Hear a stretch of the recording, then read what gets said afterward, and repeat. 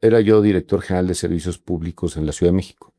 Era yo el director más joven de la Ciudad de México. Venía yo de recibir los 2 premios más importantes como del gobierno en la ciudad. Todo mundo se va a pelear por tener a Carlos de la Peña en su planilla, ¿no? No supe entender el mensaje. Primero, que la soberbia es una cosa que se quita con la edad. Entonces piensas regresar. Es correcto. Soy convencido de que tengo que regresar. Y quiero regresar. La montaña te ubica y te dice, no, espérate, aquí eres un pedacito. La verdadera cima es regresar con tu familia.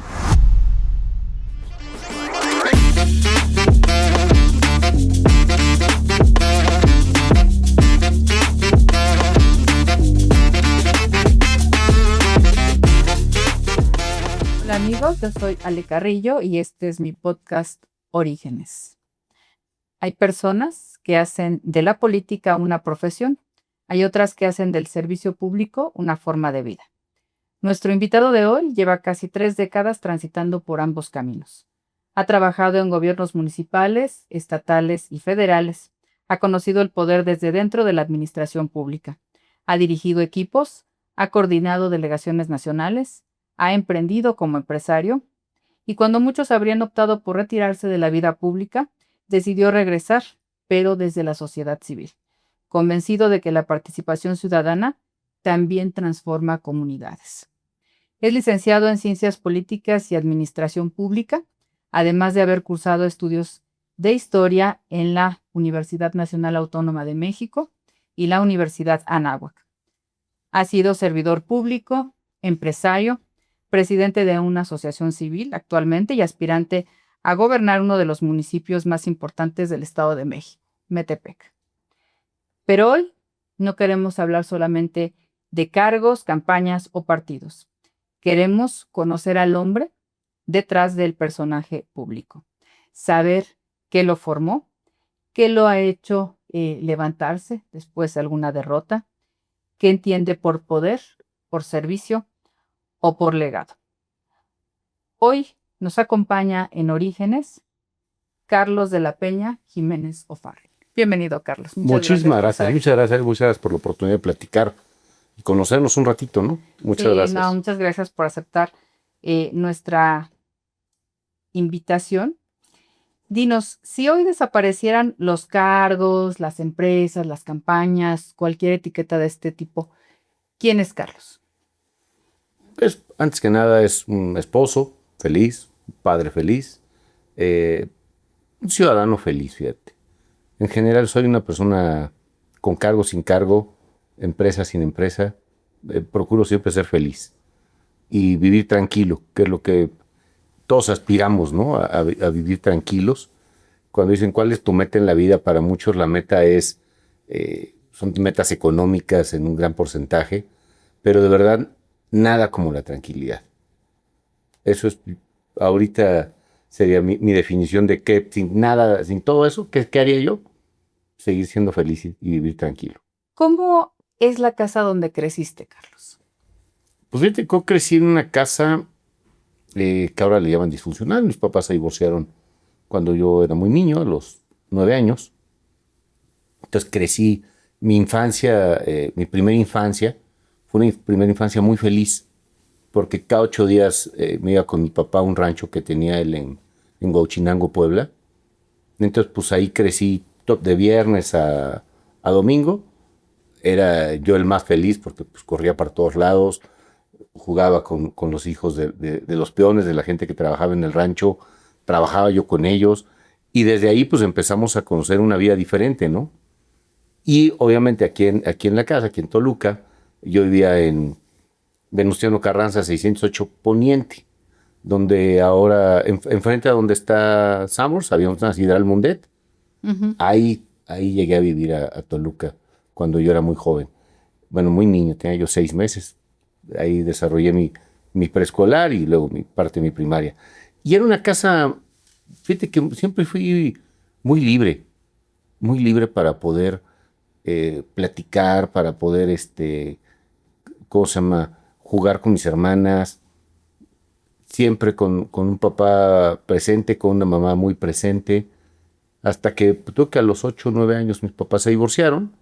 Y bueno, yo seguí en contacto con los dos, evidentemente, pero bueno, las circunstancias cambiaron porque te quedas con la mamá y es cuando de repente empiezas a valorar, hoy que tengo 53 años, empiezas a valorar cosas diferentes.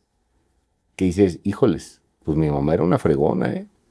Porque nos sacó adelante, como muchas otras mujeres sacan a sus hijos, pero casi sola, prácticamente sola.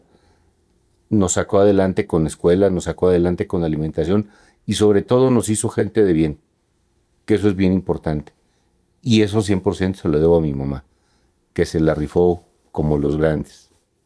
Fíjate que, bueno, también en mi caso, pues yo me divorcié cuando mi hija, como en el 2019, pues mi hija estaba más chiquita, ahorita tiene 15 años. Y es bien complicado, sí, es bien complicado el ser una mamá que educa de lunes a viernes porque los fines de semana que están con el papá los niños, pues vámonos por la pizza y vámonos al cine y vámonos a divertir. Y de lunes a viernes es levántate, haz la tarea, vámonos a la escuela. Digo, también hay una responsabilidad compartida y pues bueno, te ayudan y todo esto, ¿no? Pero sí, sí, para las mamás que estamos separadas, sí, sí, que nos separamos en algún momento, sí es bien complicado, sí yo lo viví en carne propia y efectivamente no es sino hasta que ya tienes hijos, que ya estás más grande, que empiezas a comprender pues el sacrificio de tus papás y todo lo bueno que hicieron por ti, ¿no? Y es hasta ese momento. En tu casa, entonces tú estabas ya después, a partir de los 9, estabas con tu mamá en Toluca, estabas los fines con tu papá en Puebla. Como paréntesis, más o menos como a los 6 años, cambiaron a mi papá de trabajo y lo mandaron a la Ciudad de México. Entonces nos mudamos a la Ciudad de México y ahí fue donde mis papás se divorciaron. Entonces yo me quedé con mi mamá viviendo en un departamento y mi papá se fue al rancho, a Huachinango. Allá de hecho allá vivió pues, casi todo el resto de su vida hasta que ya después se fue a vivir a otros lugares y murió en Zitácuaro, Michoacán, ¿no? Hace ya algunos años. Pero sí, pues a mi mamá y tienes toda la razón, es una parte del sacrificio de la mujer que hay muchísimas que lo hacen y que sacrifican su vida personal, su vida profesional, su tiempo, y de repente hasta que estás de este lado te das cuenta y dices, híjoles, sí se la rifó. La verdad es que mi mamá fue una mujer muy rifada, porque nos sacó adelante, porque se quedó sin nada. A la hora que mi papá se fue, de repente, oye, pues, ¿quién trae lana a la casa? Entonces la frase que a mí se me atora mucho cuando dicen es que, y lo platicaba hace un par de días con mi esposa, que se nos atora esta frase de, ¿tú qué haces? Ah, no, pues es que estoy en la casa y veo, no, entonces estás en el hogar, no haces nada. Ay, no. No, de verdad, lo platicamos hace un par de días que a mí se me atora mucho porque de verdad, hijo, es complicadísimo llevar una casa, porque no nada más es llevar la casa, es ver que los hijos, ver que todo el mundo esté bien y es causar un equilibrio importantísimo en tu familia. Y eso es bien difícil. Pero bueno, es muy común decir, no haces nada, estás en tu casa. Es ama de casa. Es ama de casa, no Sí, hace no. nada. O realmente es la administración de una casa, yo considero que es de los trabajos más complejos que hay, porque aparte implica, pues sí, organización de la casa, del trabajo, de los recursos, del tiempo, muchísimas cuestiones, ¿no? Y luego el caso también de las mamás, de las madres solas, que además trabajan, ¿no? O sea, trabajan y además llevan la casa y además están con los hijos y tienen todas esas responsabilidades. Sí, la verdad es que es bien complicado. Que hay muchísimas, ¿eh? Y hay muchísimas. Y de repente, cada día, hoy, no sé qué ha estado pasando, que cada día son más esas mujeres solas que sacan adelante a sus hijos, bien lo dices, con trabajando, chambeando, y que de repente ya los hijos también tienen que cooperar. A mí me tocó desde muy niño, yo quería ir al cine o quería algo, y mamá me decía, a ver, mijo, a mí me alcanza para esto, esto y esto, pero ya si tú te quieres ir al cine, si tú quieres unos tenisitos diferentes o quieres algo, pues tienes que chambearle, ¿no? Entonces empezamos a trabajar, mis hermanas y yo desde muy jóvenes, en diferentes cosas, ¿no? Pero todos empezamos a trabajar jóvenes con la finalidad también de tener tus satisfactores, porque pues tu mamá cumplía con lo que podía y era suficiente. Con lo necesario. Así es. Pero si tú ya querías Extra. algo, decía, pues oye, sí, me tocó, mi primer trabajo fue a los 15 años, se llamaba Reino Aventura, ahora Six Flags. Y estaba yo en la casa del tío Chueco, me acuerdo muy bien que era muy divertido, pero bueno, desde ahí empezamos, cada quien a trabajar en algo, y pues es parte de la educación de tener una mamá luchona, ¿no? Me estaba tratando de acordar de la mascota, ¿cómo se llamaba? La de Reina Aventura. A mí me tocó Reina Aventura, claro. Ah, pues sí, claro, era el unicornio rosa. ¿No era dinosaurio? Era rosa, ¿no? ¿Cómo se llamaba? Cornelio. Mira qué bueno. Teníamos una apuntadora ahí atrás maravillosa. Cornelio. Cornelio. Entonces, en tu casa, Carlos, ¿se hablaba de política? No. Era una casa, asumo que era una casa de trabajo. Y fíjate que si era una casa de trabajo, a pesar de que mi abuelo, el papá de mi mamá, pues estaba en el servicio exterior, entonces, bien o mal, tenía un importante tema político, y mi papá trabajó casi toda su vida para el gobierno, para gobiernos estatales o federales. Entonces, no se hablaba de política, pero siempre había un ingrediente, ¿no? Y yo creo que los dos lo hicieron bien, porque en vez de hablarnos de política, nos hablaban de cómo poder compartir con las personas que puedan tener menos que uno. Cómo poder compartir tu tiempo, compartir a veces recursos, compartir algo.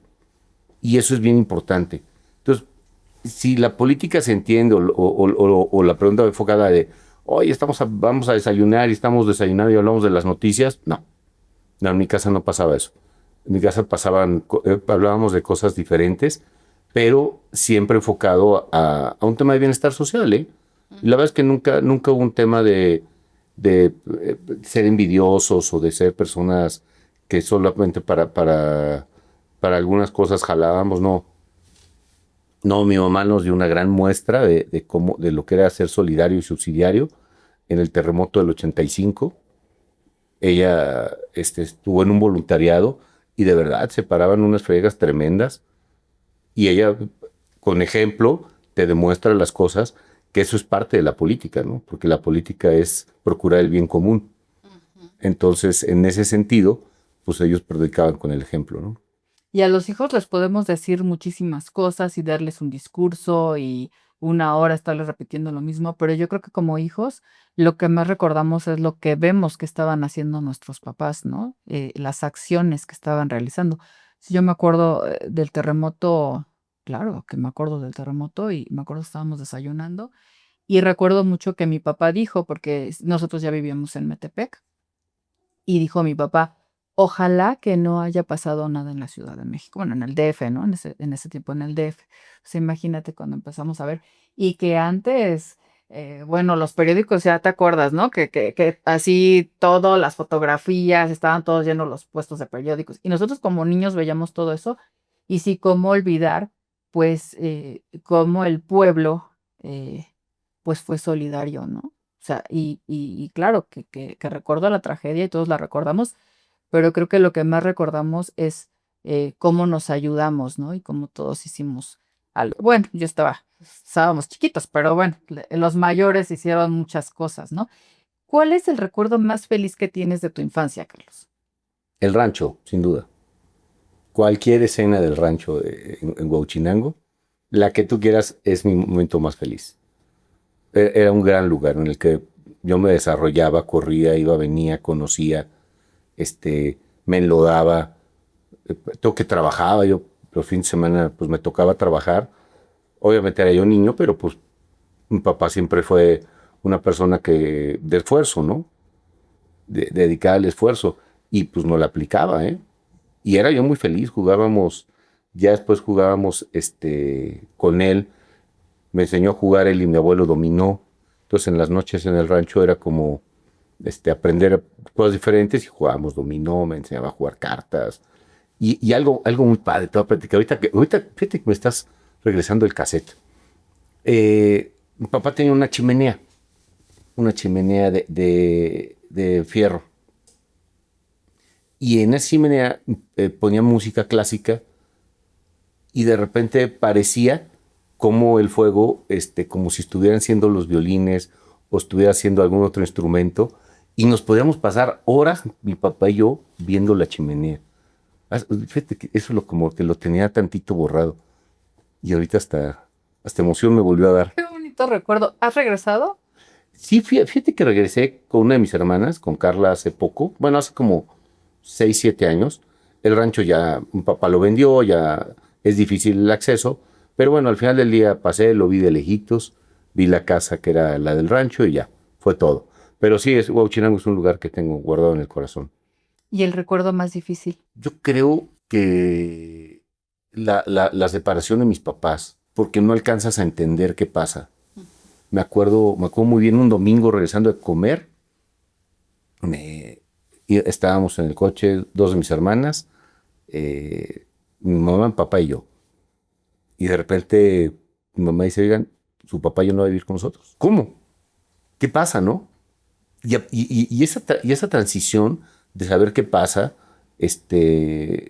fue parte de lo que del dolor más grande que yo pude haber tenido cuando era niño. Porque pues dices, a ver, mi ídolo, mi heroína, y dices, híjoles, ¿qué pasó? Y ya ahorita ya vuelvo a lo mismo, ya cuando uno es más grande dices, hay situaciones que provocan que eso haya sido lo mejor. Claro.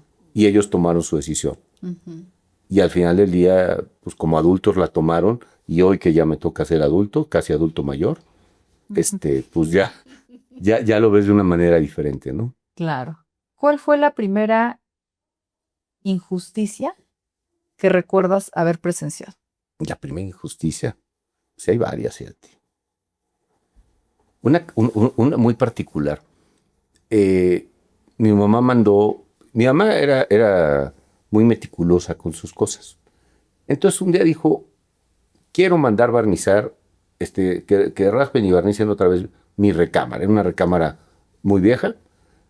Y y dijo, lo quiero hacer. Ya fue juntando sus centavos, su lanita para poderlo hacer. Y la mandó a barnizar con no digo, voy a omitir su nombre, pero sí es del centro de Metepec, con un carpintero. Y pues era 1 semana, 2 semanas, 3 meses, y no se la devolvía, 4 meses. Y de repente yo lo fui a ver y dije, ¿qué pasó, no? Dijo, no, y la recámara seguía intacta. Y nada más le sacó el dinero. Dijo, ¿y por qué empezó a trabajar? Pues es que es una señora y va a aguantar. Y ya la verdad es que después tuve yo que ir a hablar más seriamente con el carpintero. Y fíjate cuál fue su solución. Agarró su camioneta y le llevó la recámara a mi mamá. No le hizo nada. Entonces, desde ahí uno empieza a ver cómo hay gente que sí le gusta seguir abusando. Que sí le gusta seguir abusando, sobre todo pues mi mamá era una señora, en aquel entonces tendrá haber tenido como 70 años, pues 60 años, ponle. Pero pues ella fue juntando su lanita. Entonces a mí se me hizo muy injusto que ella no pudiera tener su recámara, que era todo ¿cómo se llama? Su tema, tener una recámara bonita para poder descansar. Cierto. Son cosas tan sencillas. Sí. Y obviamente, pues muchas otras injusticias, ¿no? En la calle te topas con injusticias todos los días. Pero esta es la primerita de la que te acuerdas. Sí, es de la más sentida.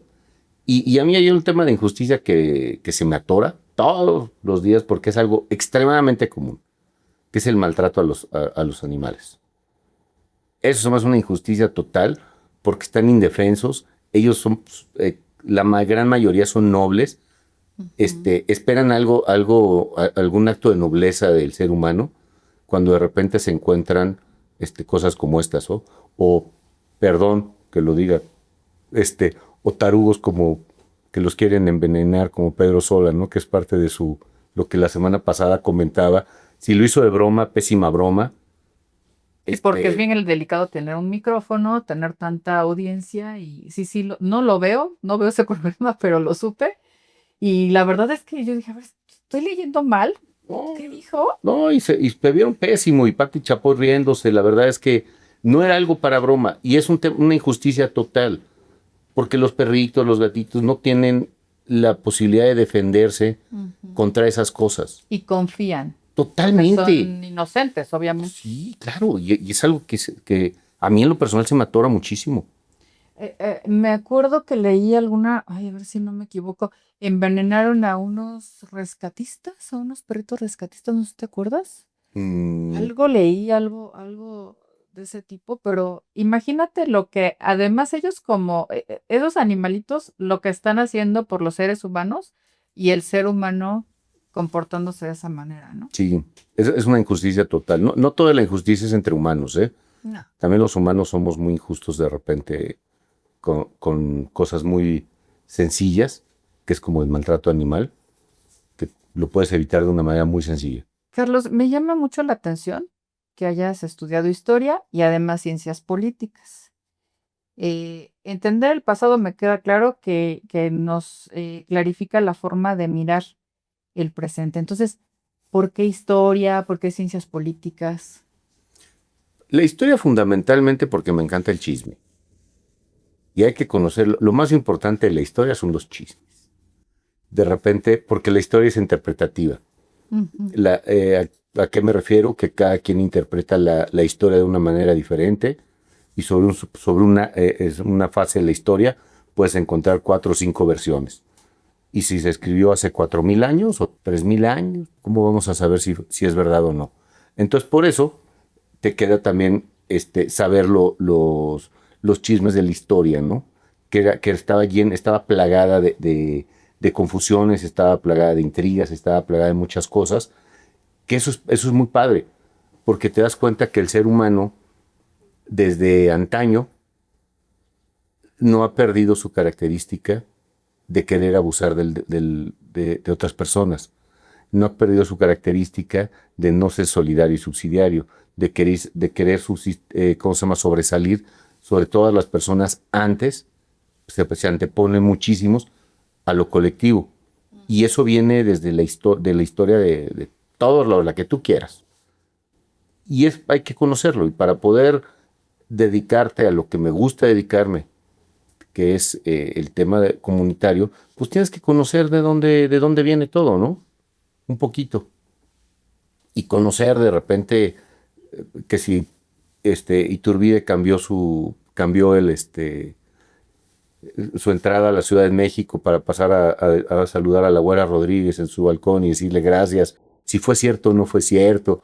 Ese tipo de cosas son interesantes. Hace un par de días tuve la oportunidad de ir con mi familia al Castillo de Chapultepec, y me llamó la atención porque dice del Porfiriato. Y no, la verdad es que vale mucho la pena. Si quieren ir un día, ahí lo pueden buscar en Instagram. Y es un chavo que te va platicando cosas diferentes, como que los 11 hijos de Porfirio Díaz, antes del matrimonio, que su último matrimonio ya no pudo tener hijos, pero que eran más reconocidos, los dos más grandes eran más reconocidos. Cosas de esas muy padres que te van marcando para poder tomar decisiones hoy en día. Y saber perfectamente, que ese tipo de cosas son las que nos pueden permitir avanzar o no avanzar como país. Muchos hablan así que perdón que me vaya ahí a la textura en este asunto. Muchos hablan de la gran diferencia entre países desarrollados y no desarrollados. Y una de las cosas más importantes, la diferencia es que de repente los países que se llaman de tercer mundo o menos desarrollado, buscamos menos la colectividad y más el individualismo. Parte de lo que más me gusta de la historia y de las ciencias políticas es la participación ciudadana.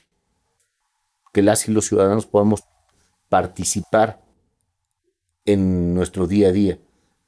Nos quejamos mucho de las autoridades, desde siempre. Históricamente, nos hemos quejado siempre de que hacen, pero cuando te dan la oportunidad de participar, no tienes tiempo, o no te interesa. O la frase célebre, ¿para qué opino si no va a cambiar nada y vas a seguir siendo lo mismo? Y muchísimas veces te encuentras con esa frase. Pero creo que hoy es un momento en el que precisamente este tipo de ejercicios de comunicación alternativa como el tuyo, de comunicación asertiva, pueden cambiar la dinámica de la sociedad. Porque ya puedes opinar, te escuchan, y eso es fundamental. Y debemos de participar en la toma de decisiones de las políticas de nuestro país, de cómo se desarrollan las cosas, para que pues, todos vivamos tranquilos, como lo dije al principio, ¿no? Vivir tranquilos y felices. Y felices y felices. Felipes y con tenis. Exactamente. ¿Y cuál es tu personaje histórico favorito, Carlos? ¿Y por qué? Mi personaje histórico favorito, un personaje que Baden-Powell. Baden-Powell es el fundador de los Scouts. Yo fui Scout muchos años, digo. Bueno, participé de manera activa, hoy ya no participo de manera activa, pero sigo teniendo sus valores. Y se me hizo una persona que a mí en lo personal es un parteaguas para muchos de los que pudimos vivir el escultismo de una manera adecuada, que es la base fundamental, es dejar este mundo mejor de como lo encontramos. Entonces, él fue un militar inglés, le tocó estar en algunas guerras, le tocó participar y llegar a Inglaterra con una Inglaterra un poco descompuesta, un Londres un poco descompuesto socialmente. Entonces quiso poner su granito de arena para cambiar las cosas con actitud, porque mucha gente pone su granito de arena y lo quiere cambiar de una manera violenta o de una manera diferente. Y él lo quiso cambiar buscando que seamos mejores personas. Por eso es mi personaje favorito. No es tan famoso, ¿eh? No, pero está súper interesante, ¿eh? no es tan famoso como te podría decir, no, Alejandro Magno, Sí, un clásico. claro, o Aristóteles, que era el maestro de Alejandro, no sé. No, y sobre todo el quién, pero más importante, el por qué, ¿no? El por qué creo que es lo más importante. Y además, ¿hubo algún maestro que cambiara tu vida? Sí, claro. Un maestro de geografía económica, Pedro Chávez. La verdad es que fue un privilegio tenerlo como maestro. Era un maestro que nos daba geografía económica y de repente los exámenes eran, abrías un sobre y en el sobre era un rompecabezas y lo armabas, ¿no? Y de repente me acuerdo perfecto que un día me tocó China. Entonces había ciertas curvas de nivel, ciertas cosas que tenías que interpretar en el tema de la geografía y en el tema de la economía. Entonces, si tú le decías, te preguntaba, ¿qué ves? Y le decías, veo un país que machina, te decían, no me sirves, muchas gracias. No estás hecho para pensar. Ya, era durísimo, Pedro. Y entonces le tenías que decir, bueno, hay los ríos, pues por la altura se dan este tipo de cultivos, este tipo de productos se desarrolla en la silvicultura. Entonces provocaba que solamente con una imagen tú crearas toda una historia y una narrativa de a qué se podía dedicar ese país económicamente. Y la verdad es que era un cuate que te ayudaba a pensar y que provocaba que te girara la ardilla diferente. Padrísimo. Él era maestro del Colegio de México y era investigador ahí, ya en paz descanse, pero él sí me marcó la vida, Pedro Chávez. Dicen que todos tenemos un libro que nos transforma. ¿Cuál es el tuyo? El libro de las tierras vírgenes de Rudyard Kipling. Vuelvo a Baden-Powell. Ese libro es uno en los que él basa el escultismo. Es el libro donde aparece Mowgli, donde aparece Shere Khan, donde aparecen Kaa, Balú. Y si uno lo lee, si uno lo ve, la película de Disney, pues está muy padre. Pero si uno lee el libro, te das cuenta que Balú significa el ser honorable. Kaa, la sabiduría. Racha y Akela, que eran los padres lobos, significan la unión y el esfuerzo. Entonces, ese libro, si tú lo lees de una manera diferente, de verdad marca muchísimo lo que puedes llegar a ser como ser humano. ¿Qué soñaba el Carlos de 20 años? Ser biólogo marino. Mi ídolo era Jacques Cousteau. ¿Y luego qué pasó? Descubrí un día tuve un examen de biología y de matemáticas avanzado y dije, yo creo que no es lo mío. Yo creo que no, yo creo que no se me anda dando esto. Pero me sigue encantando la biología marina. Y ya justo me encantaba. Cuando era yo niño veía sus National Geographic, pasaba en el Canal 4 programas de Jacques Cousteau y era increíble ver sus ¿cómo se llama? Expediciones en el Calipso. Fue un hombre que fue de los primeros que creó ¿cómo se llama? El traje de buzo con autonomía de oxígeno. Cosas increíbles hizo Jacques Cousteau y además tenía dos lugares muy, muy preferidos Jacques Cousteau, que son en México. Uno es el Mar de Cortés, al que le llamó el mejor acuario del mundo, y el otro era una isla en Yucatán que se llama Holbox. Iba muy seguido por allá, entonces era mi ídolo. Biólogo marino quería ser yo. Ahorita que dijiste yo quería ser, me acordé de mí, yo quería ser periodista. Bueno, pero ahí vas Y ahorita. estudié Derecho, entonces creo que en algún momento vamos a regresar a aquello que nos llamaba la atención, ¿no? De cualquier forma. Si ese joven te viera hoy, ¿crees que estaría orgulloso? Sí, sí, sin duda. Sin duda. Creo que todos los días busco hacer algo diferente. Nos esforzamos muchísimo. Es parte de ese joven, es un reflejo de hoy en día. Cuando era un poco pues más joven, pues todo el mundo estudiábamos y trabajábamos al mismo tiempo. Y salías a las 5:30 de la mañana de tu casa, o sea, o ibas a trabajar temprano y luego en la tarde a la escuela o viceversa, y llegabas a las 10, 11 a hacer tarea. Entonces siempre fuimos de una cultura del esfuerzo. Y ese esfuerzo hoy sigue prevaleciendo y cuando de repente hay días que digo, hoy no quiero, siempre hay un Pepe Grillo que dice, no, si puedes y te levantas y te vas. Te pongo un ejemplo.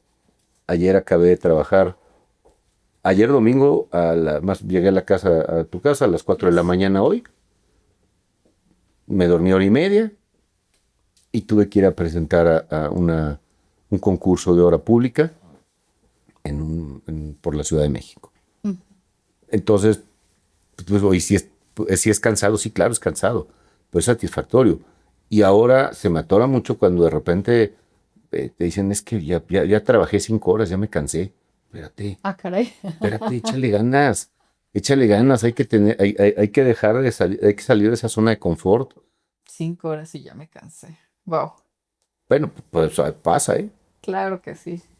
Sí, Y, claro y que lo sí. vemos, lo vemos muy Sí, todos seguido. lo hemos visto y lo hemos escuchado y a veces sí efectivamente estas 12, 15 horas, a mí me tocó trabajar en un tiempo, 24 horas 24 por 72, ¿no? Ok.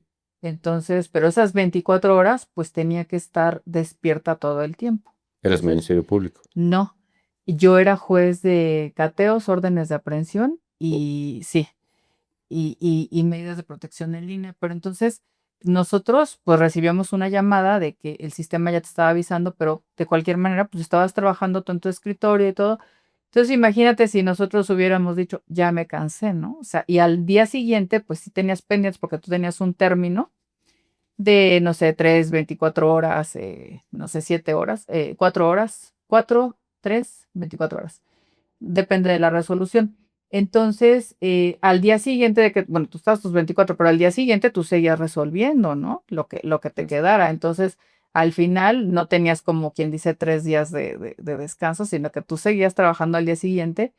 Y sí, cuando escuchas de que es que ya me cansé porque te llevo 4 o 5 horas, sí te preguntas ¿por qué no? ¿Por qué? Y entonces, si tú pudieras regresar y ver a ese Carlos de 20 años y le pudieras decir una frase, ¿qué le dirías? Sí pudiste. Sí pudiste porque ese Carlos de 20 años tenía la meta de ser feliz, de vivir tranquilo, de subir cerros, de romper paradigmas. Entonces le diría, sí pudiste, porque creo que es parte de lo que he hecho o he podido lograr durante mi vida.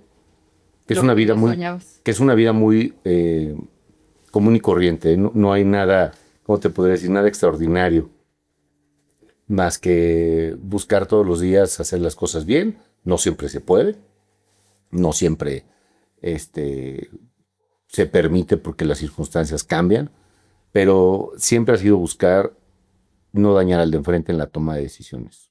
La vida te llevó al servicio público muy joven. ¿Qué aprendiste del poder que nadie te enseñó en la universidad, Carlos? Pues es completamente diferente a lo que te platican, ¿eh? Pero fíjate que es diferente a lo que te platican los muchos maestros.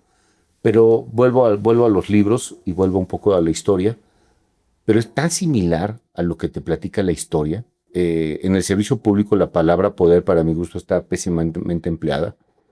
Más allá de que son autoridades electas por los ciudadanos, por un proceso democrático y que se supone que deben de obedecer al pueblo y deben de obedecer la mayor conveniencia para el pueblo, siempre con un respeto a la normatividad. Rousseau decía que el soberano es el pueblo y es una de mis frases preferidas. Y el poder como tal, cuando se interpreta como muchos hoy en día lo interpretan, es la peor forma que se puede. ¿Por qué no?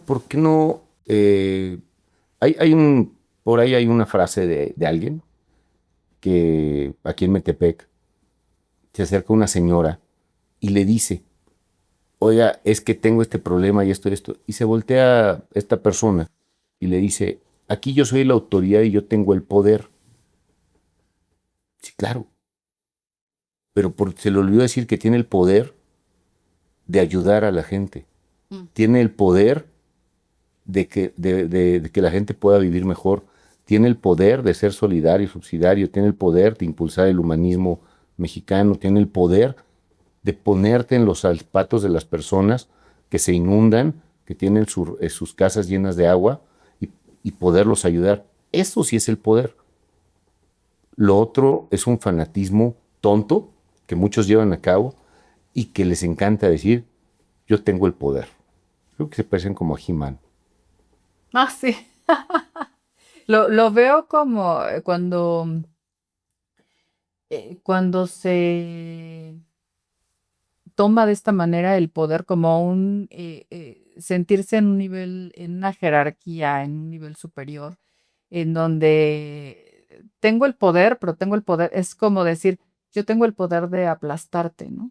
De pasar sobre ti. Y qué mal, porque efectivamente, si una persona ya tiene tiene muchísimas facultades, tiene la facilidad, tiene muchísimas herramientas para hacer algo, ¿por qué no poder hacer algo, pero que sea positivo para los demás, ¿no? Claro, y que no sea un tema individual, y que sea un tema colectivo. Cuando hay algo que no te lo enseñan en la universidad, pero en la realpolitik, en el día a día es completamente diferente, se les olvida que todos somos ciudadanas y ciudadanos. Solo hay dos tipos de ciudadanos, el ciudadano con cargo y el ciudadano sin cargo. Pero todos somos ciudadanos, todos somos vecinas, todos somos vecinos, todos nos vemos las caras todos los días, todos nos saludamos o no nos saludamos, pero al final del día todos coexistimos en un mismo lugar. Y cuando alguien llega a algún cargo de elección popular o de designación, debe de tener eso siempre en mente, que ahí no hay colores, ahí no hay si eres de un partido, eres de otro partido, no. ¿Por qué? Porque estás administrando y alguien te eligió para administrar los recursos del pueblo en beneficio del pueblo, no para administrar los recursos del pueblo en beneficio personal. Eso no está permitido.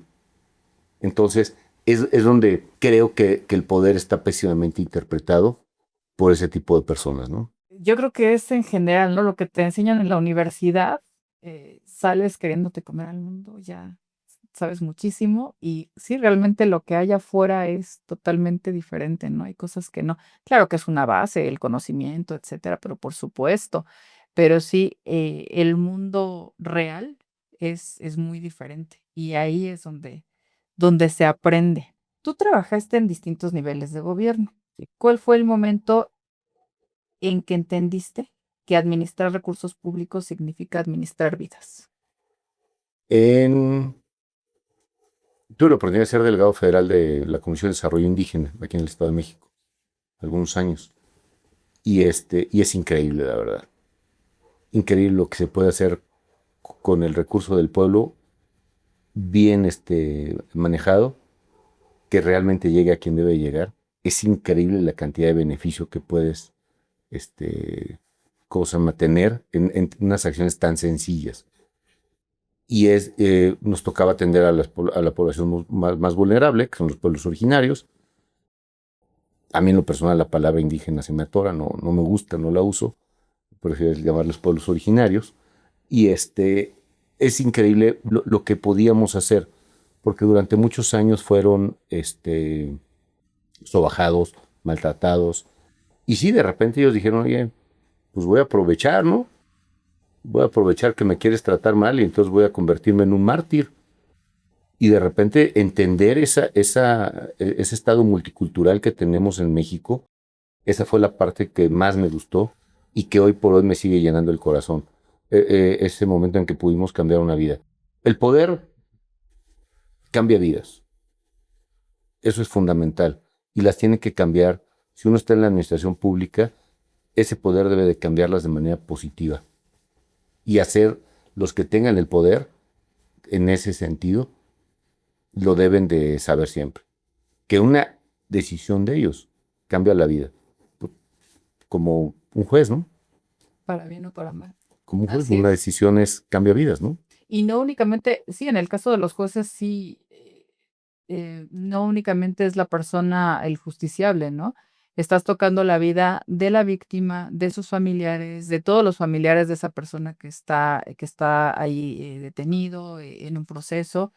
Entonces, lo mismo pasa, por supuesto, en la administración pública, ¿no? Entonces, sí, tener esa conciencia de para qué voy a emplear estos recursos, cuál va a ser la finalidad, de verdad van a tener ese fin para el que fueron pensados, ahí sí, está complicado, ¿eh? Yo siempre he pensado sobre estas cuestiones, porque efectivamente nos quejamos, decimos es que no lo hicieron bien, es que para qué votamos, ¿no? Si ni siquiera ya todo está, ya todo está, vamos, ni siquiera, mi voto no va a tener ninguna, no va a tener ninguna importancia, etcétera. Pero considero que también como ciudadanos no tenemos esa conciencia de que aún sin un cargo podemos hacer muchas cosas por los demás. Eh, y no se trata de dinero. De ninguna manera se trata de dinero. Únicamente se trata de hacer las cosas y ahorita vamos a ir. Ahorita vamos a ir para allá. ¿Hay alguna historia de una persona que nunca hayas podido olvidar? Hay varias personas que impactaron para mal o para bien mi vida. Una de ellas es Federico Garza, que fue una persona que impactó positivamente mi vida. Cuando mis papás se separan, Federico era mi jefe en los scouts, mi aquela le llamábamos. Y él siempre estuvo pendiente de mí.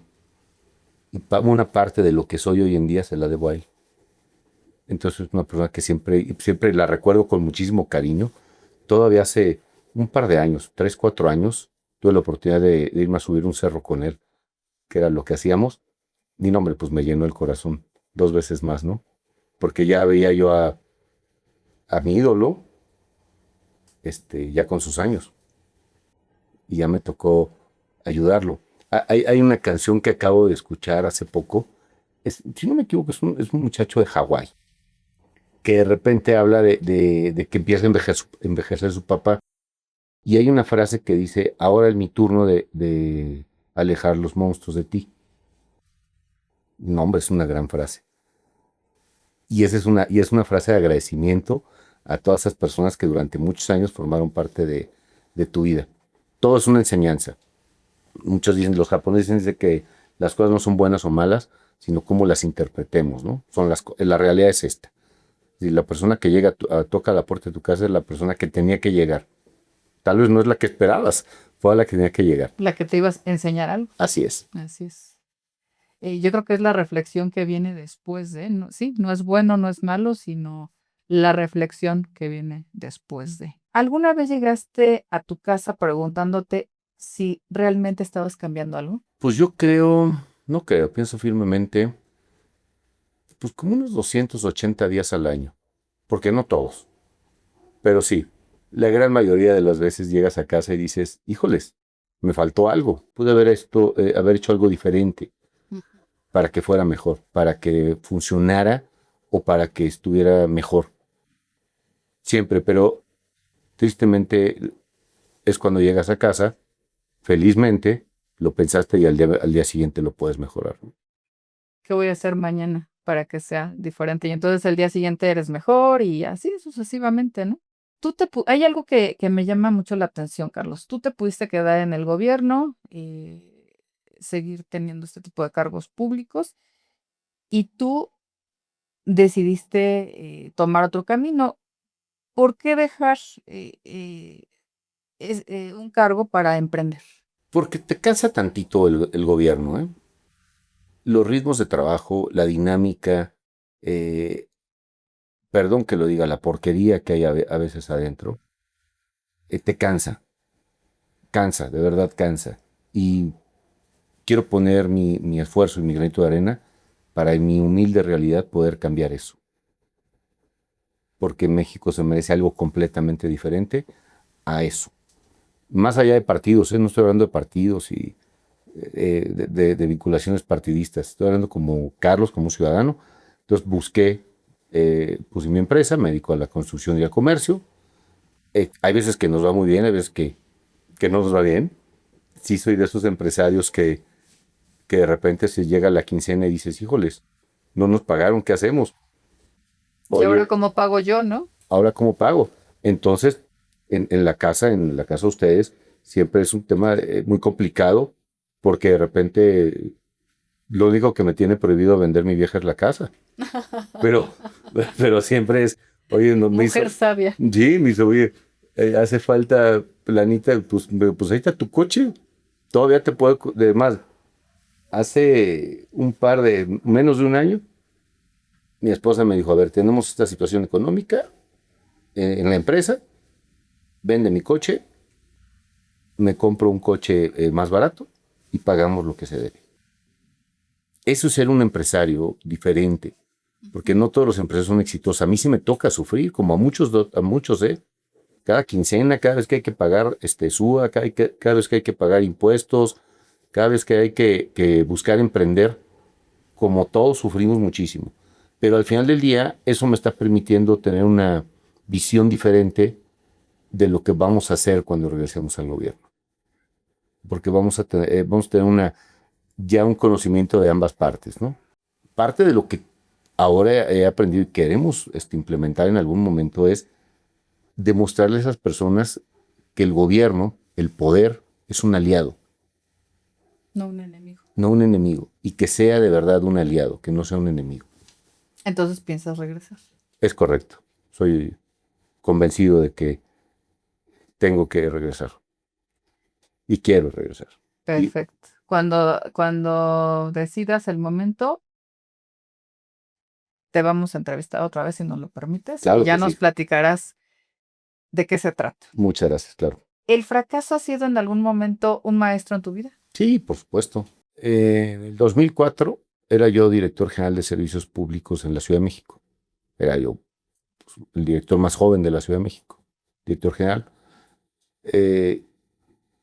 Tuve una diferencia con la persona que era mi jefa. No diferencia personal, no diferencia de opiniones.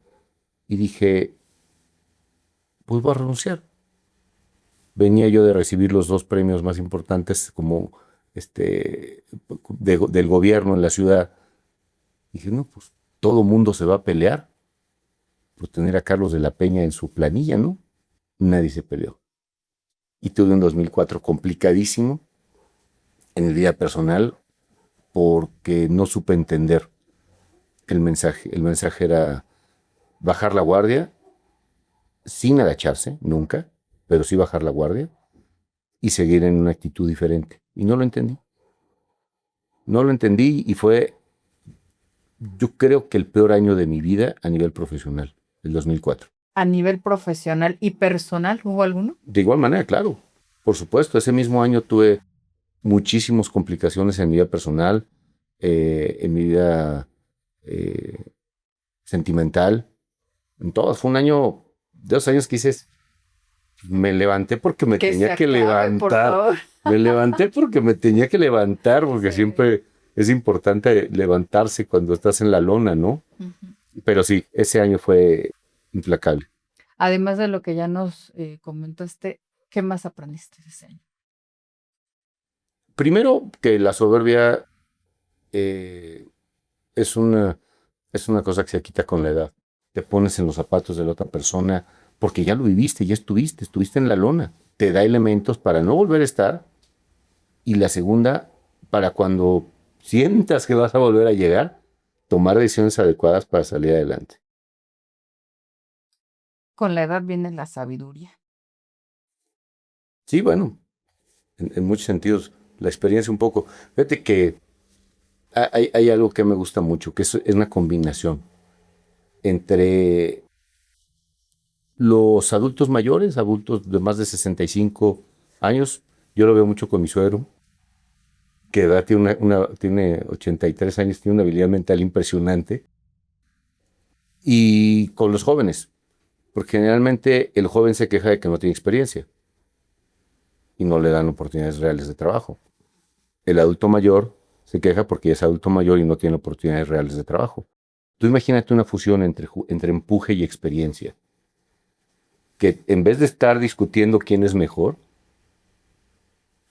sumen equipos, hagan equipos y que realmente digan, oye, el conocimiento del viejo, eh, ¿cuánto te gusta? Se va a ahorrar 3 décadas de chamba el joven, cuando de repente la persona con más experiencia le diga, oye, eso ya se hizo así, así y así. Y estuvo, ok. Entonces el propio joven va a tener una dinámica diferente. Es cuestión, insisto, de bajar la guardia y querer hacer las cosas bien.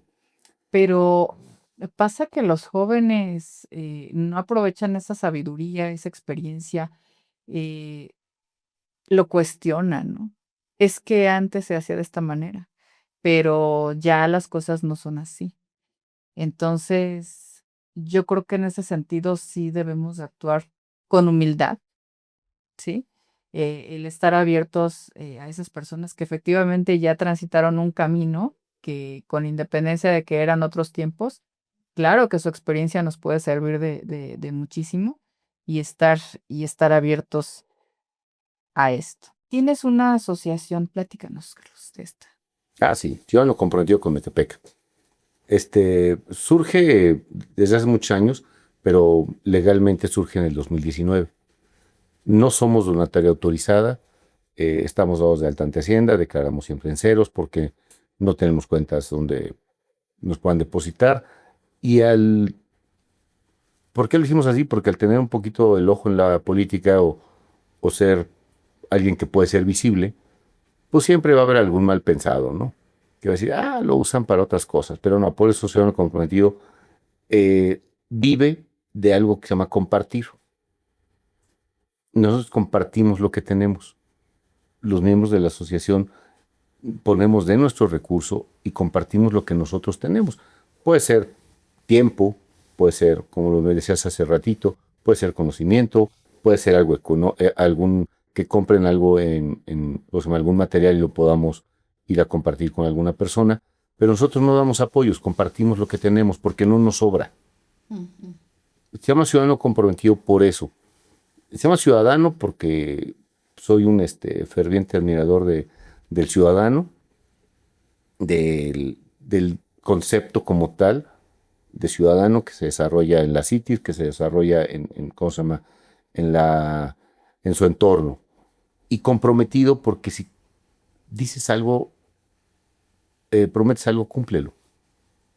Tienes que prometer cosas que puedas cumplir, porque de repente parte de lo que nos causa enojo es que siempre nos prometen cosas que no nos pueden cumplir.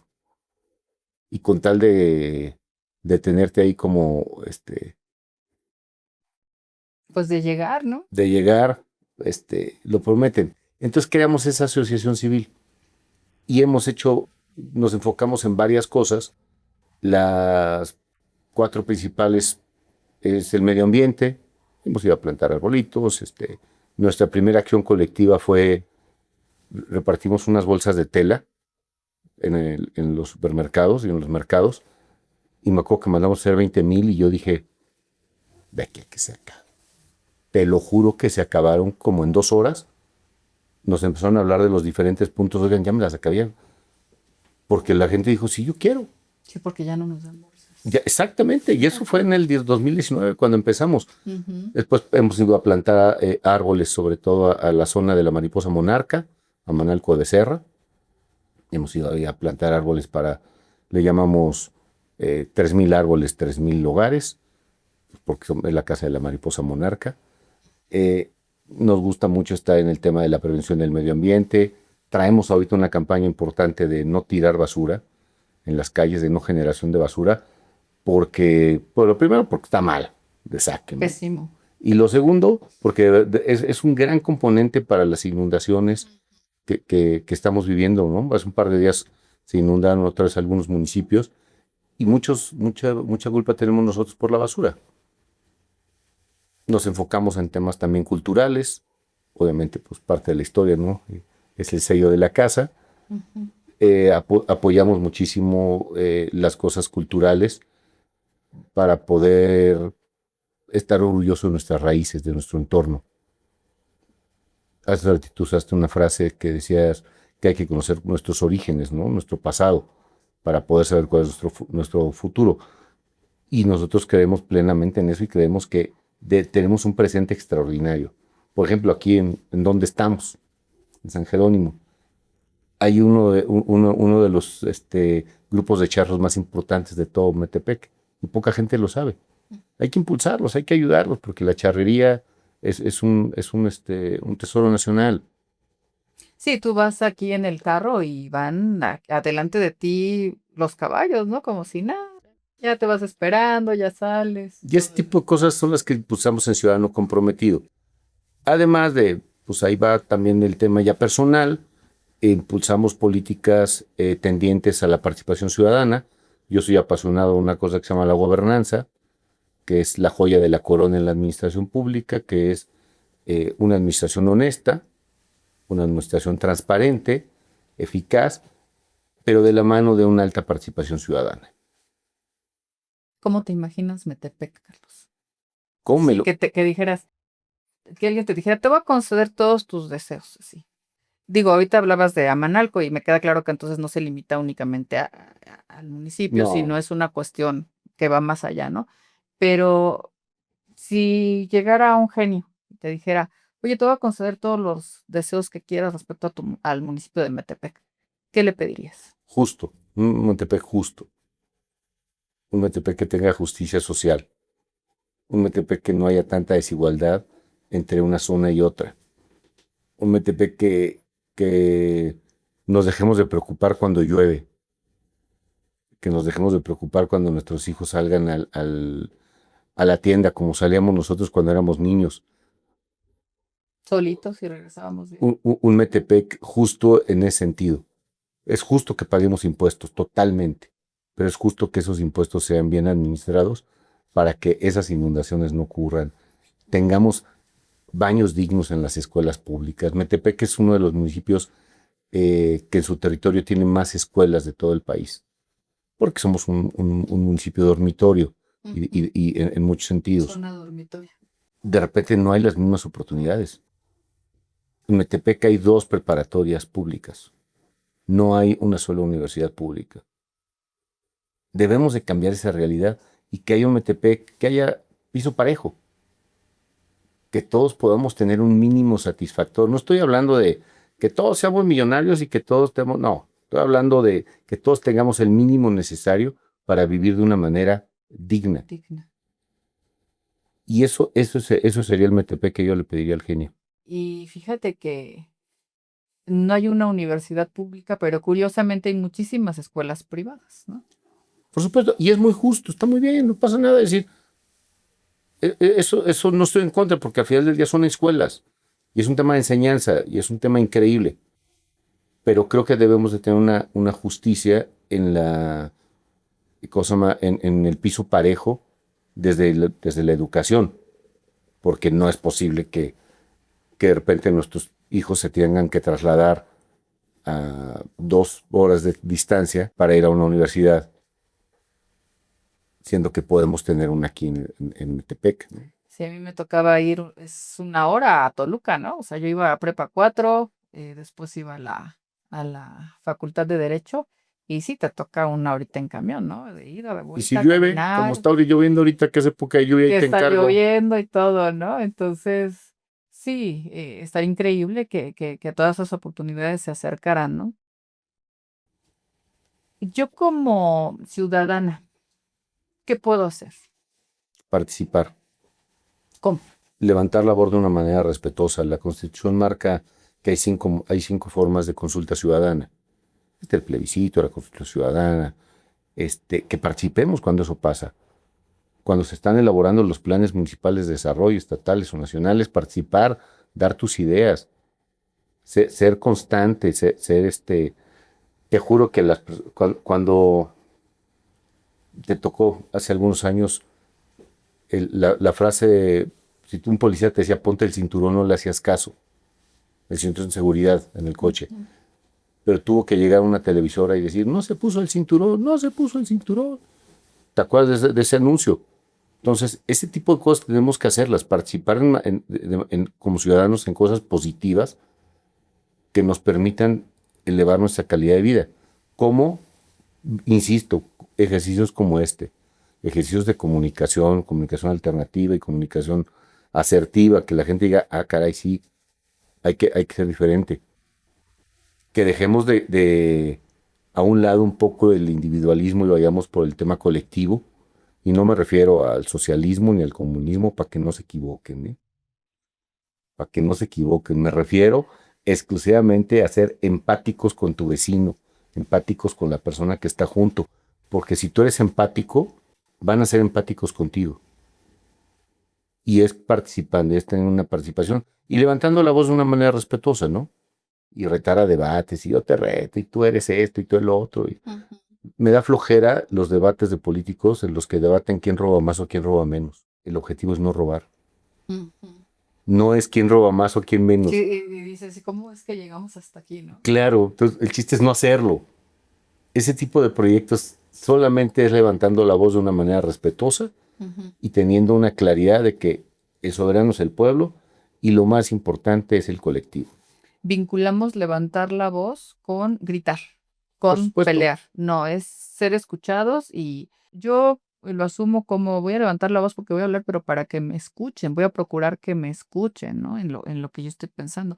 Y también desde tu casa, ¿no? O sea, ahorita hablábamos de la cuestión del ambiente, de los animales, la basura, los impuestos. O sea, desde mi casa empiezo sí en forma individual, ¿no? Para después salir con las demás personas, ¿no? Empiezo por cumplir con mis impuestos, por que no voy a tirar basura y que voy a enseñar a mis hijos que no sé, así les voy a decir por qué. A mí me enseñaron que yo traía aquí el papelito del dulce y lo tenía aquí en la mano hasta que encontrara un bote de Ujú. basura o hasta que llegara a mi casa, ¿no? Y así siempre, siempre lo hago, pero también a mí me tocó ver, viajábamos a Sonora en carro cuando yo era niña, mis papás, mi hermana y yo. Y sí me tocó ver cómo las personas lanzaban los pañales, o sea, así, ¿no? Desde el carro. O sea, no una basurita, son pañales. Entonces, sí, yo creo que hay que hacer mucho. Y entonces, por ejemplo, yo Alejandra, Carlos, o sea, si me quiero acercar a tu asociación y yo soy servidora pública, ¿no? Yo soy jueza. eh, ¿Qué puedo aportar yo fuera de esa labor? ¿Qué puedo hacer? ¿Me acerco? ¿Qué hago? ¿Cómo me acerco? Les da risa cuando lo digo, pues están las redes sociales, en Instagram, en Facebook nos mandan un mensaje y podemos participar en muchas cosas. Pero lo más importante, yo te la cambio. Eres juez, eres abogada.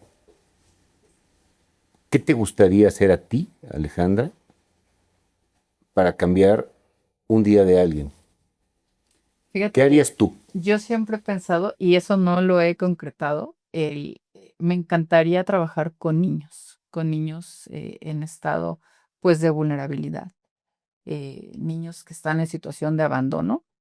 Y eso yo no lo he hecho, o sea, es algo que es un proyecto que traigo y que digo, o sea, yo voy a ir, voy a estar con los niños, a lo mejor leo con ellos, no sé, los escucho y luego me pongo a pensar, ¿y cómo pido permiso para entrar, por ejemplo, al DIF, ¿no? Entonces, también pienso, pues nada más vas y tocas y dices, oye, tengo este proyecto, ¿qué puedo hacer? ¿Cómo lo hacemos? Etcétera, ¿no?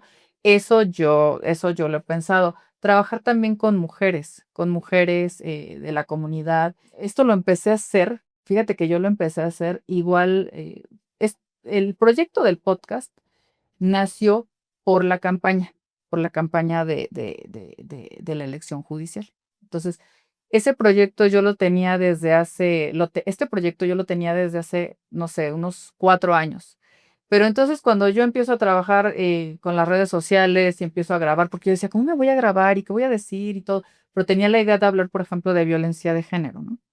¿Qué es? Porque no únicamente son golpes. Yo quiero que sepas a dónde puedes acudir, cómo lo puedes manejar, etcétera, ¿no? Qué sí puedes hacer, qué no, cómo puedes actuar si se trata de un familiar, etcétera.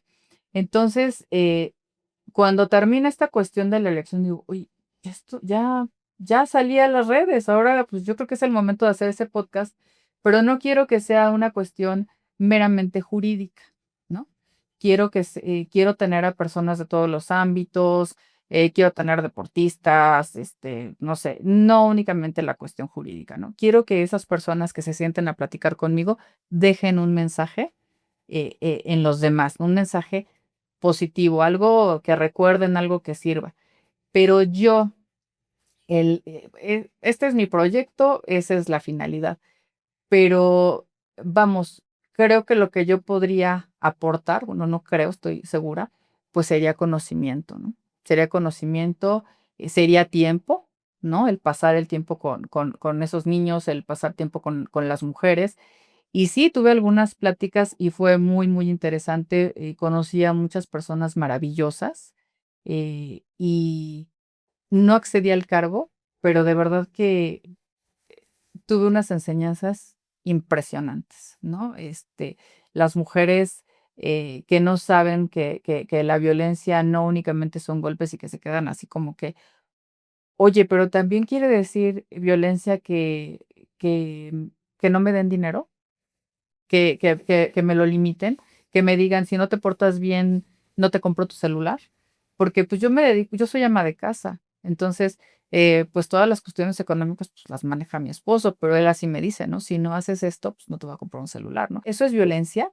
Entonces, el llegar y decirles, oye, se trata de esto, esto, esto, creo que es lo que yo puedo hacer.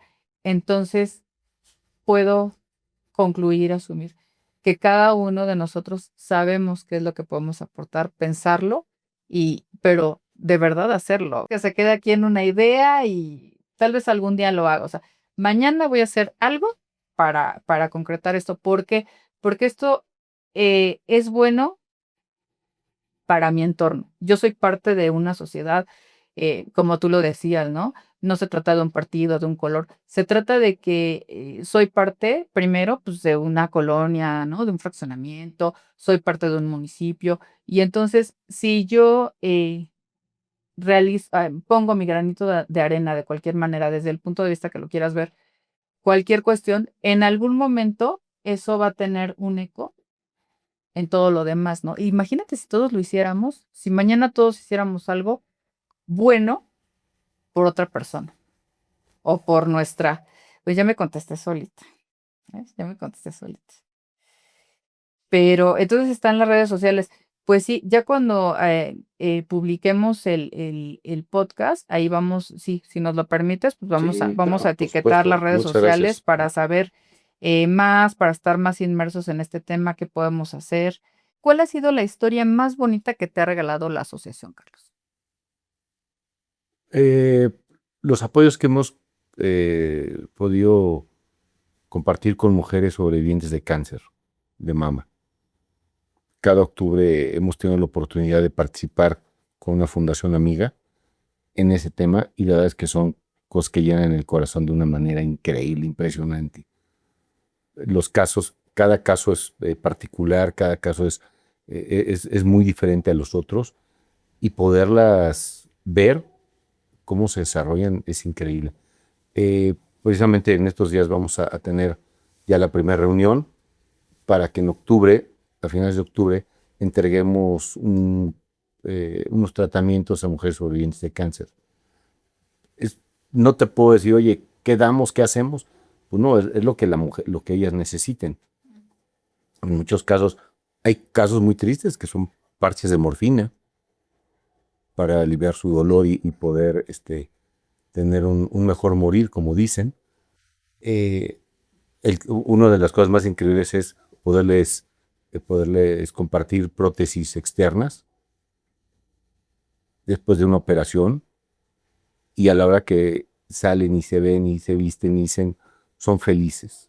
De verdad, con un esfuerzo importante por parte de la asociación, hace felices a 4 o 5 mujeres, que es increíble, eso te llena el corazón de una manera impresionante. Ahora, cambiar la vida de una persona, increíble. Pero cambiar la vida de 4 mujeres, Sí, hace un año fueron 4 apoyos, este año vamos por 5, porque bueno, han evolucionado y hay casos que nos han inspirado más, ¿no? Me acuerdo muy bien que cuando se acercaron con nosotros la primera vez, entregamos una prótesis externa para una paciente que murió a los 15 días. Y alguien en la mesa dijo, oigan, es que ya no vale la pena.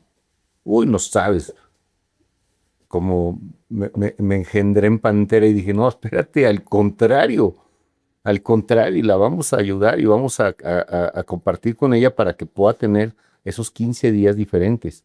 Y sí los tuvo, la verdad es que los tuvo, y es una satisfacción, pues que no, la verdad es que no tiene palabras, como te puedo decir, en ese caso en particular, se quiebra la voz, no sabes qué decir, no sabes qué hacer, más que poder colaborar y apoyar en lo que se pueda, ¿no? y el agradecimiento, ¿no? Recibirlo con el corazón abierto. Nada más, yo creo. Fíjate que, regreso al escultismo, una de las leyes Scouts es hay que ayudar al prójimo sin esperar recompensa. Para los políticos tradicionales eso es lo más incorrecto que hay, porque están esperando que cada cosa que den, les den las gracias. En lo personal no. Tú no lo esperas, pero claro que te han dado las gracias. Y claro que yo estoy segura Sí, pero que te has sentido bien. no lo hago por eso, no lo hago por eso, y Exacto. de verdad, el objetivo no es ese, no es de, "Ay, voy para que me den las gracias y para que, no, eso sería ser como cualquier persona política que les encanta el narcisismo y no. A mí me gusta ir en la calle y que de repente, oye, Carlos, ¿cómo has estado bien? No te acuerdas de mí, ¿verdad? No. Hoy es que un día, un día le llevaste una silla de ruedas a un papá. No me acordaba. Pero ¿cómo está tu papá? Y como esas te puedo platicar que hay muchísimas. Que hay que ayudar con el corazón y, Sin y esperar. se nos debe de olvidar que lo hicimos. Ujú. Fíjate que alguna vez estaba yo hace muchísimos años, yo empecé en Tenancingo, en el 2000, en el Poder Judicial. Entonces yo empecé ahí y un día salí de trabajar, voy a una florería, iba a comprar una orquídea para un regalo. Entonces ya llegué y todo y le digo a la señora, disculpe, ¿cuánto cuesta esta? Y me dice, usted se puede llevar lo que quiera gratis. Y yo me quedé así, ¿no? Y ya volteé, no, pues la volteé a ver y le di, no la reconocí y me dice, no se acuerda de mí, ¿verdad? Y le dije, no, no, sinceramente no. Es que yo fui al juzgado y usted me trató muy bien. Y usted me ayudó para que yo fuera con la persona que te correspondía. No se acuerda de mí, pero es muy raro que en una oficina pública alguien te trate bien. Y entonces, ¿cómo me acuerdo de eso? Y le dije, no, pero yo me voy a llevar la flor, pero se la voy a pagar. no, licenciada, y que llévese lo que quiera y que yo se lo regalo, que no sé qué. Al final ya estábamos ahí discutiendo que si me la llevaba o no. Y le dije, no, señor, es que mire, que no sé qué, ya se la pagué. Pero ¿cómo me acuerdo de eso? Porque efectivamente es mi obligación como servidora pública el atender a una persona dentro de los límites de mis funciones. Es mi obligación, ¿sí? Entonces, ellos no lo, desgraciadamente la gente, en lugar de verlo eso con una normalidad, lo ven como algo que pasa muy poco, ¿no? Es Eso increíble, ¿no? es increíble, pero cómo me acuerdo. Yo hago siempre una broma, por paréntesis, que de repente mucha gente vas al tianguis, al mercado, a comprar algo. ¿Y cuál es la frase? Si te dicen, oye, ¿en cuánto tiene el kilo de limones? En 40 pesos. ¿Y qué dice la gran mayoría de la gente? ¿Cuánto es lo menos? ¿Y es lo menos? ¿Estás de acuerdo? Es lo menos. Y yo de repente cuando llego a algún supermercado o en alguna tienda, un comercio establecido, me dicen, oiga, es tanto. Digo, ¿es lo menos? ¿Cómo que? Pues todo el mundo regatea en los mercados, le regatean a las personas que menos tienen. Y ¿por qué no regatearle a los que más tienen, a las cadenas comerciales grandes? Obviamente yo sé que no pasa, pero es muy similar a que de repente no esperan que te traten diferente. Y es increíble que el servidor público, este, no, de repente no lo quiera hacer. Pero hay muy buenos servidores públicos, ¿eh? La Ah, mayoría, sí. la Sí, mayoría claro. son buenos. Fíjate que ahorita que estabas hablando es lo menos, el origen es el manual de Carren, porque te dice que puedes regatear en un mercado, pero no puedes regatear en un local establecido. Entonces ahorita me acordé de eso, ¿no? Y yo digo, no, pero ¿cómo que, bajo qué lógica o por qué le dices al señor del mercado, de un puesto en el mercado, que te dé más barato, ¿no? Pero bueno, así las costumbres. Carlos, sé que te gusta el deporte y que te gusta escalar. ¿Cuál es la mayor altura que has alcanzado escalando? En el 2024 casi 6,000 metros. Tuve la oportunidad de estar en Nepal y, y sí, para mí ya es bastante alto, pero es increíble. La verdad es que la montaña es una gran maestra. ¿Qué te enseñó la montaña? Pues cada vez que voy, cada 8 días voy. Y lo primero, bueno, son varias cosas, pero la principal es humildad, porque allá arriba eres un nada, eres de este tamaño, eres nada. Entonces, a la hora que de repente tratas de hacer algo diferente, allá arriba, Cosma, que de repente dices, voy a subir más rápido, voy a hacerlo más peligroso, etcétera, etcétera. La montaña te ubica y te dice, no, espérate, aquí eres un pedacito. Entonces, me gusta el montañismo porque te ubica y te pone en tu lugar. La segunda, que es muy importante porque te enseña a estar preparado para todo. Porque cuando subes la montaña, puede haber un sol tremendo y a las 2 horas caer un aguacero y luego volver a salir el sol y luego, no, y luego que te dé más sed de la natural, es complicado. Entonces tienes que estar preparado para todo. Y algo que me gusta es, te encuentras contigo mismo ahí arriba. Cada vez que voy le pido permiso a la Pachamama que me deje subir, que me cuide, hago oración, me sirve mucho porque recargo energías y bajo diferente. Y cuando bajo, obviamente le doy las gracias por haberme permitido estar ahí arriba. La montaña es una gran maestra. Te provoca que rompas tus límites. Y no sé, he visto unos memes que de repente, bueno, unos memes o algo que dicen, es cuando te invitan a hacer senderismo y tú vas pensando, qué fregados hago aquí, que a la media hora pudiera estar abajo, viendo la televisión, pudiera estar en Bien mi cama, calientito. sí, calientito, qué carajos hago hasta acá arriba. Eso pasa, ¿eh? Cada vez que estás en la montaña es muy común que ese pensamiento llegue a tu mente, el pensamiento de voy a abandonar, el pensamiento de voy a dejar hasta aquí, y es donde tienes que meter segunda en tu mente y decir, no, claro que puedo y tengo que llegar. ahorita te voy a platicar, te les he de confesar que estoy muy nervioso porque me voy a subir unos cerros en Sudamérica en un par de días y estoy muy nervioso. Yo le comentaba a mi familia que estoy muy nervioso porque es un gran reto. Pues ya no soy un jovenzuelo, tengo 53 años, sí entrenos y todo, pero pues estás hablando de lugares a menos 22, menos 24 grados, que ya es escalar en hielo, nieve por todos lados. ¿Qué cerros, Carlos? ¿Qué cerros? Voy a escalar uno que se llama Guayana Potosí, que está en Bolivia, y Cabeza de Cóndor, que son un poquito ya exigentes, ya es de medio pelo, digamos, y es importante porque lo quiero hacer y lo tengo que lograr. Lo tengo que lograr y tengo que estar en la cima de esos dos cerros, pero siempre lo ha dicho y eso yo no lo digo yo, lo aprendí de una gran alpinista mexicana. Te de platicar que la mejor alpinista del mundo es mexicana, Viridiana Álvarez. Es de Aguascalientes, es una joven muy talentosa que está catalogada como la mejor alpinista hoy por hoy en el mundo y es mexicana. Y se habla poco de ella. No muchos saben quién es, pero tiene el 3 récord Guinness por haber escalado montañas, es una fregona. Y ella tiene una frase que dice que la principal meta de subir una montaña es regresar con bien a tu casa. Y eso es increíble.